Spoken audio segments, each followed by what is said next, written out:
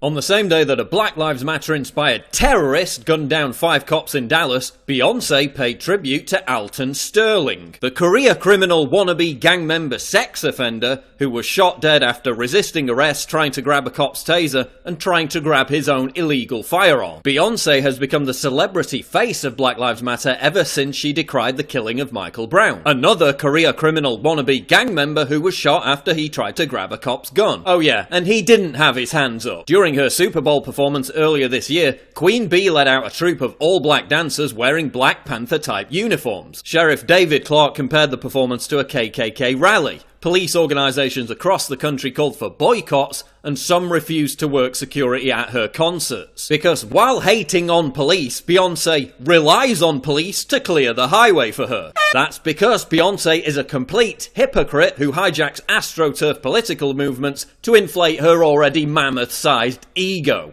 Do you really think Beyonce cares about police brutality? Is that why she based an entire performance around fetishizing riot police during the 2010 Grammys? She literally pranced around on stage with dancing riot police, and everyone loved her for it. Because 6 years ago, riot police were trendy. But in 2016, hating on police is cool. That's what sells records. That's why Beyonce has riot cops surrendering in her video for Formation. That's why she promotes urban terrorism in her video for Hold Up. Because black people smashing up their own communities is such a positive message. Remember, this is the woman who Obama called a role model for his daughters. Could it possibly be that Beyonce doesn't really care about police brutality and is merely jumping on whatever transient bandwagon brings her the most attention and money? Surely not. In the lyrics for Formation, Beyonce brags about how proud she is of her Jackson 5 Negro nostrils. In fact, Beyonce is so proud of being black that she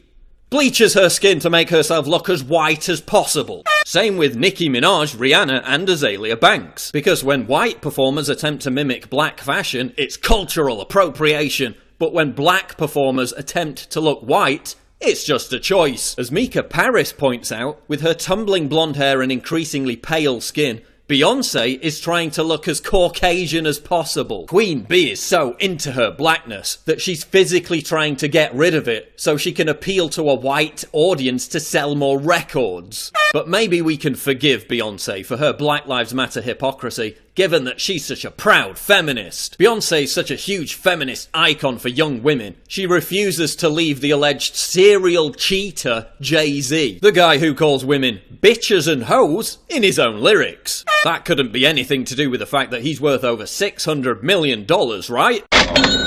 The pair of them are so obsessed with greed that they're now monetizing their marital breakdown. But Beyonce really cares about the poor and oppressed, right? That's why sweatshop slaves in Sri Lanka are paid a pittance to make her clothing line for Topshop.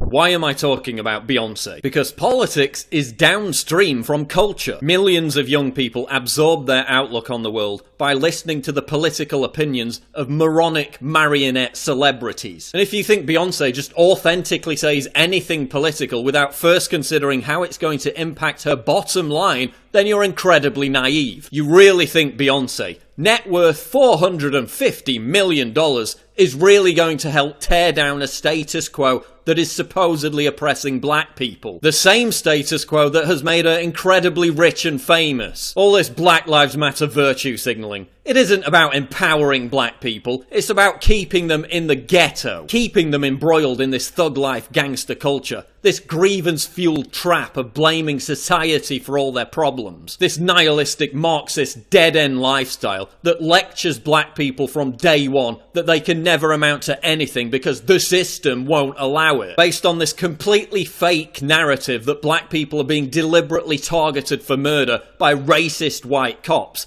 A claim completely disproven by the facts. Black people, don't get dragged down by this artificial Black Lives Matter victimhood mindset. Don't wallow in the swamp created by the left. This welfare waste heap designed to keep you dependent, weak, and at the whim of political operatives. At the whim of phony manufactured pop culture icons like Beyonce, who in reality has so little in common with ordinary black folk that she's literally trying to become white. Fuck this ghetto chic culture that keeps black people down. Fuck Jay-Z. And fuck Beyonce.